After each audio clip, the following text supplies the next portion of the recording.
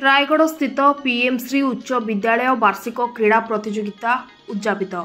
गजपति जिला रायगढ़ ब्लॉक अंतर्गत पीएम श्री उच्च विद्यालय रायगढ़ ठारे वार्षिक क्रीड़ा प्रतियोगिता उद्यापित उत्सव पालित होइछि।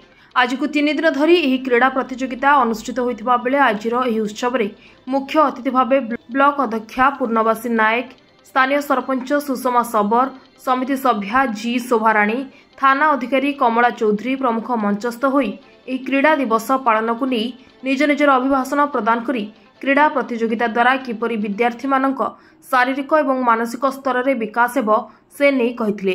ଏହି अवसर पूर्व चलिथिबा विभिन्न प्रतियोगिता अंशग्रहण करिथिबा मोट 360 प्रतियोगी मध्यरु कृति विद्यार्थी मानकु अतिथि मानक द्वारा पुरस्कृत करा जायतिला। ଏହି अवसर विद्यालयर समस्त शिक्षक और शिक्षयित्री माने परिचालना करिथिबा बेले बहु अभिभावक उपस्थित रहिथिले।